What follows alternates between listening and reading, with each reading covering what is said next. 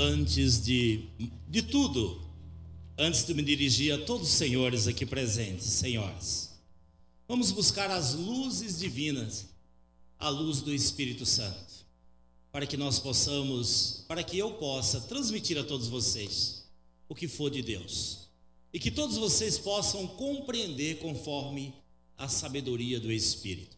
Vamos erguer os nossos braços ao alto e cantarmos juntos. A luz descer, divina luz, a luz descer, divina luz,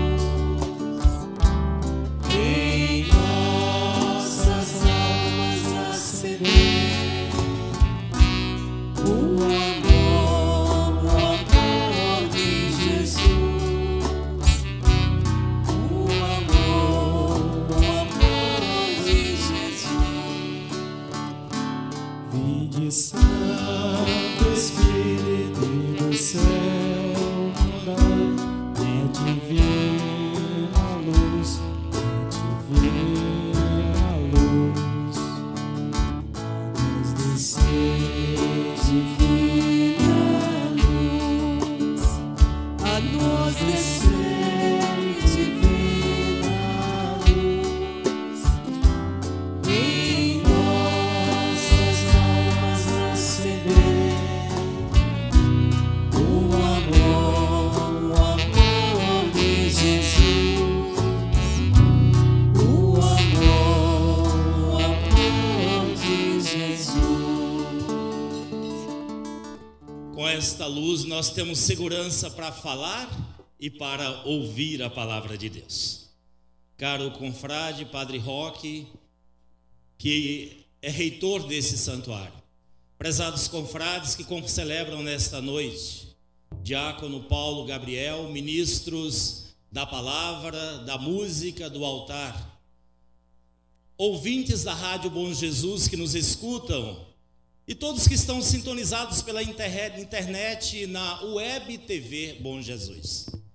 Meus irmãos, minhas irmãs, romeiros e romeiras, lapenses e moradores da Lapa, paremos um instante para dar sentido a esta noite, ao que viemos buscar aqui.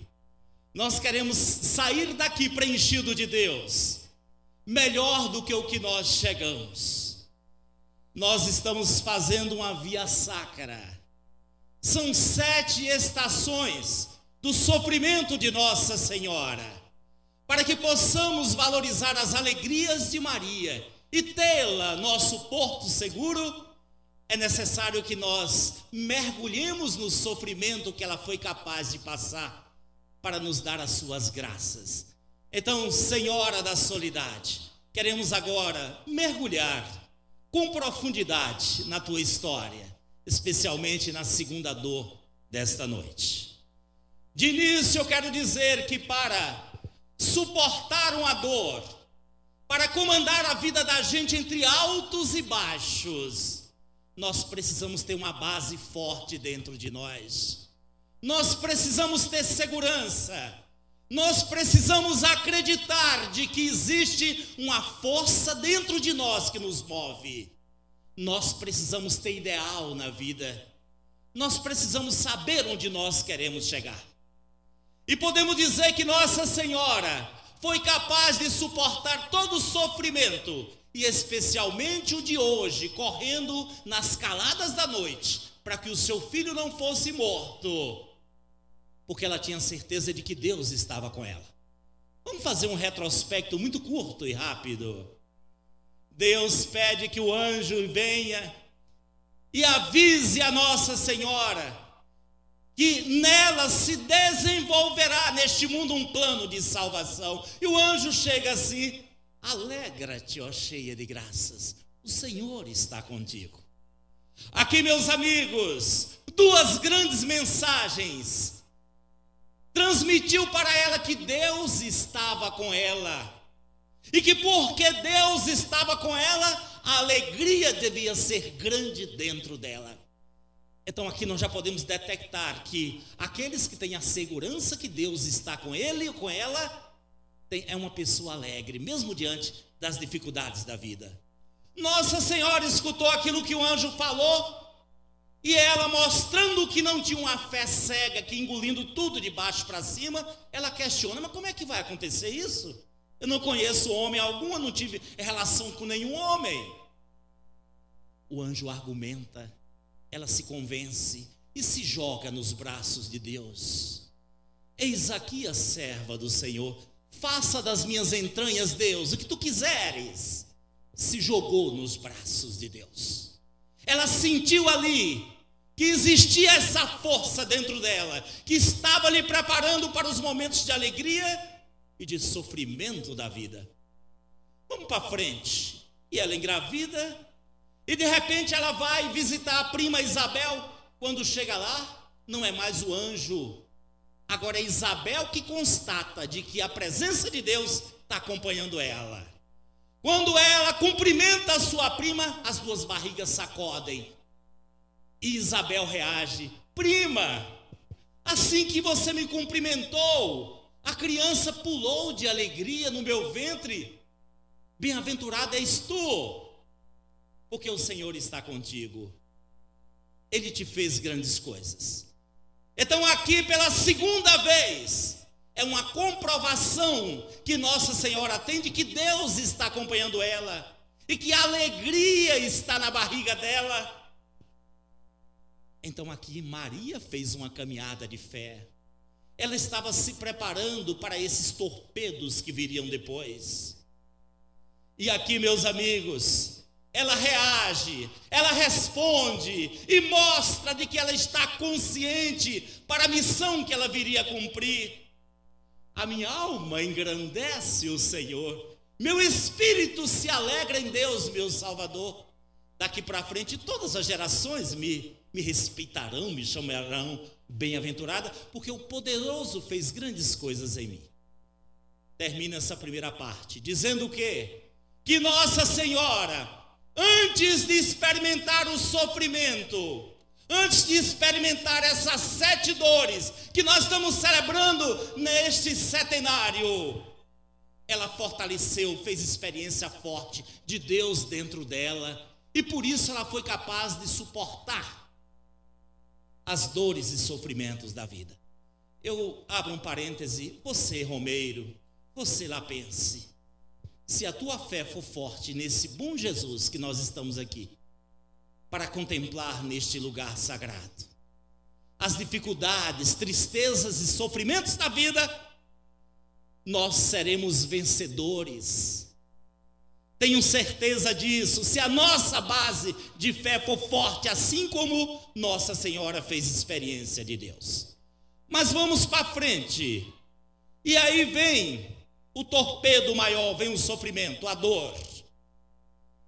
Depois que peregrinou de casa em casa, que foi humilhada, que ninguém abriu as portas, era um casal humilde da roça, o mundo que sempre julga pelas aparências, bateram as portas e Nossa Senhora não encontrou onde nascer essa criança. O maior homem do mundo foi nascer num pasto de capim, ao relento, abrigando-se numa gruta, na presença dos animais irracionais. Lá estava um sem terra, lá estava um sem teto, lá estava para o mundo um anônimo, um desvalido, alguém que não tinha boa aparência, que não tinha referência. Só que não passou despercebido para Herodes. Herodes era o rei político da época. Muito cuidado com a política. Nós precisamos da política, mas a política se corrompe com muita facilidade. Os políticos se corrompem. O poder político do mundo, nós estamos às vésperas de mais uma eleição.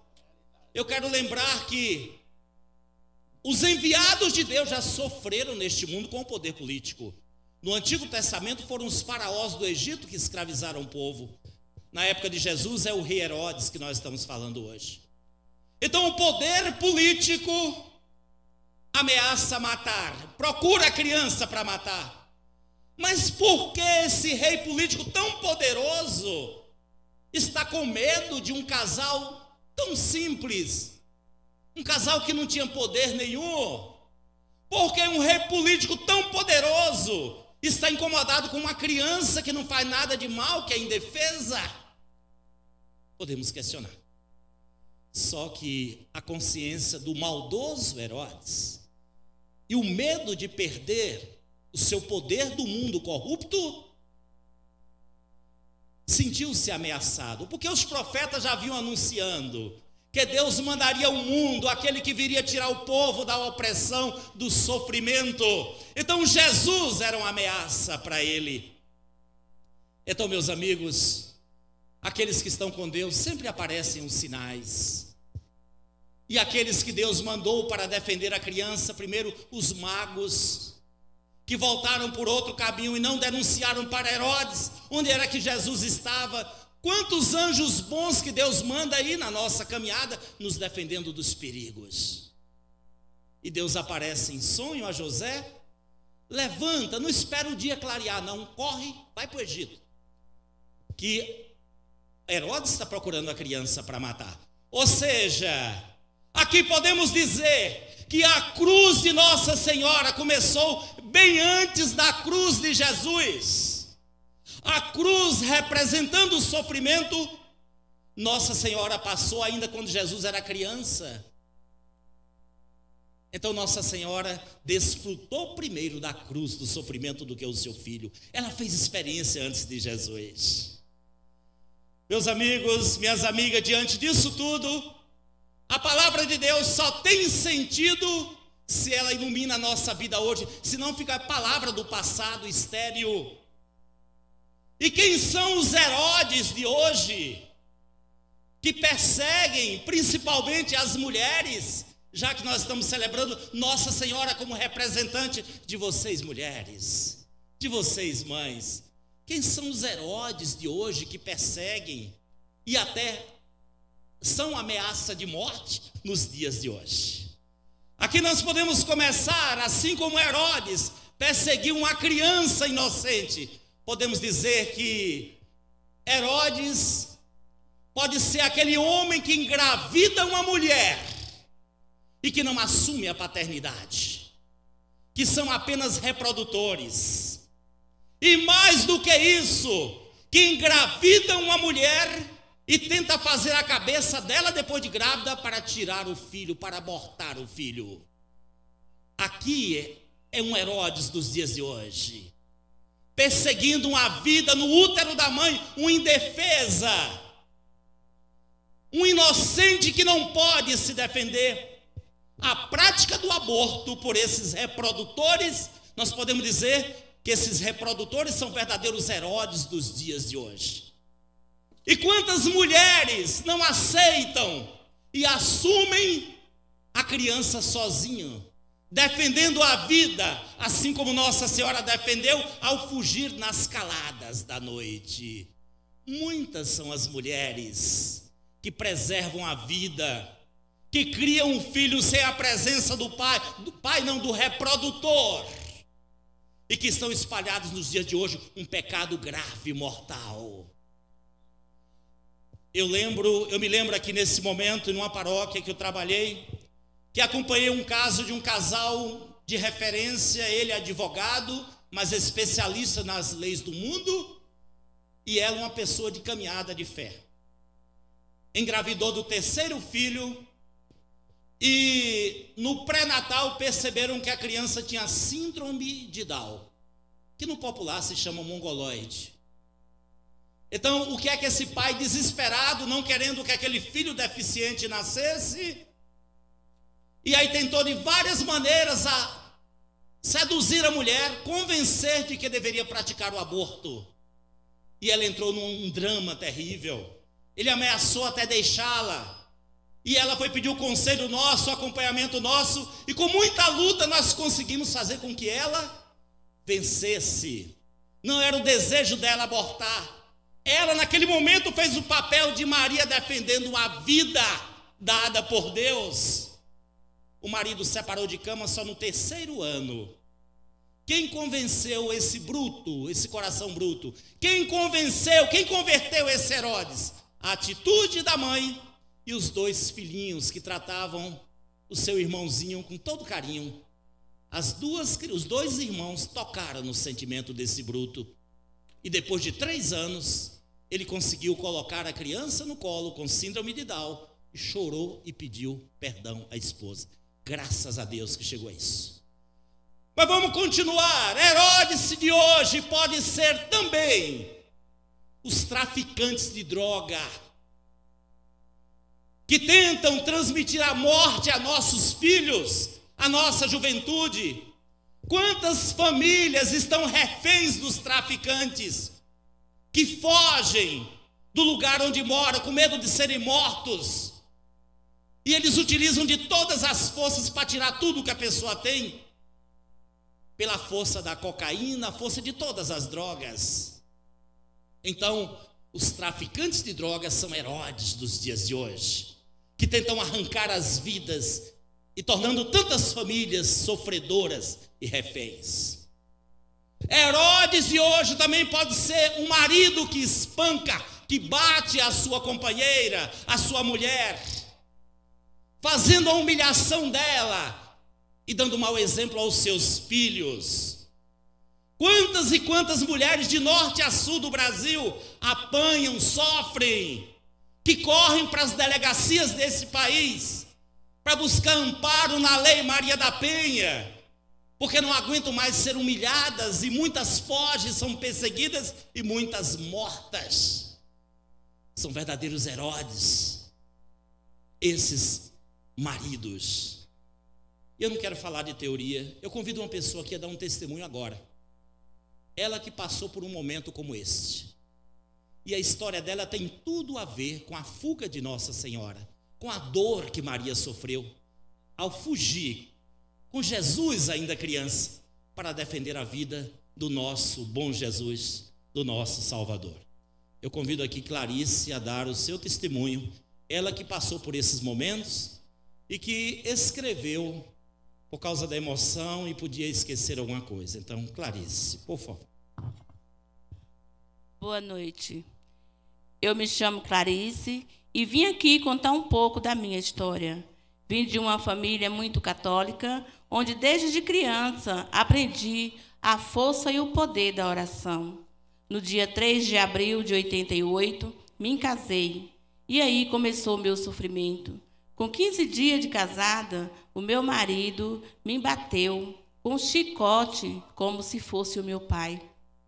E daí em diante, era frequente, eu grávida, sem ter como me defender. Ele foi tomando gosto de bater e eu sem ter com quem contar. Não falava para minha família para não causar mais problema. O que eu tinha que fazer era só rezar. Rezava o terço dia e noite para me libertar daquele sofrimento. Tive 4 filhos com ele, mesmo apanhando, mas com fé que um dia eu iria ser libertada. Sem saber que o pior estava por vir, meus filhos foram crescendo e presenciava tudo aquele sofrimento. Meus filhos apanhavam junto comigo, principalmente minha filha mais velha. Ele achou pouco as agressões com porrada e palavras. Ele passou a me agredir com faca. Ele arrumou um copo na minha boca, quebrou os meus dentes, e eu tenho uma cicatriz no meu queixo, deixada por ele. Um dia, eu estava na cozinha, preparando a comida para eles, e ele começou uma discussão. Eu peguei o texto e comecei a rezar. Ele ficou furioso porque eu não discutia com ele. Ele entrou na cozinha, pegou um garfo e veio na minha direção e rumou em minha barriga. Eu só gritei e disse: "Afasta de mim, Satanás, você não vai fazer nenhum mal comigo." Com o texto na mão, na frente dele, o garfo enrolou as pontas, mas não feriu, graças a Deus. Ele saiu furioso, mas continuou com o propósito de me fazer o mal. Colocou uma faca embaixo do travesseiro, sem que eu soubesse, mas quem reza com fé, Deus escuta. Eu tive um sonho que embaixo do travesseiro dele tinha uma faca. Acordei assustada. Ele dormia. Eu fui colocando a mão bem devagarinho e peguei a faca e joguei embaixo da cama. Mais tarde, estou vendo ele procurando, mas graças a Deus eu tinha tirado de lá. Eu sofri 15 anos, até que um dia criei coragem e saí fugido daquele sofrimento. Tem 11 anos que eu libertei daquele tormento. Eu também fiz muita gente sofrer, mas eu fui liberta.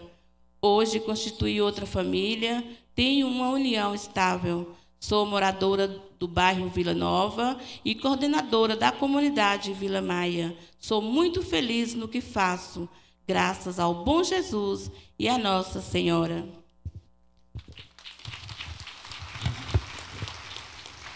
Esta é uma história real contada por Clarice mesmo, que passou por toda essa situação. Então, meus irmãos, eu finalizo aqui lembrando que por muitas vezes, de terço na mão, pedindo a intercessão de Nossa Senhora, Clarice se pôs a confiar na proteção divina. Então, a força da oração, a força grande da mulher de fé faz a diferença. Quantas e quantas graças já foram alcançadas aqui neste santuário por intercessão de Nossa Senhora da Soledade. Quantas e quantas de vocês podem se identificar com essa história? Então finalizo dizendo que essa festa de Nossa Senhora da Soledade não seja apenas mais um ano de festa, mais uma tradição, mas acreditemos de que ela tem poder de interceder a Deus por nós, de enxugar as nossas lágrimas, de render-nos em nós graças copiosas, porque ela passou pelo sofrimento. Ela entende, mulheres, a vida de cada uma de vós. Nossa Senhora, nesse momento, eu te peço, ó Mãe, por todos aqueles que acreditam em Ti, especialmente os devotos aqui que frequentam este santuário. Louvado seja nosso Senhor Jesus Cristo.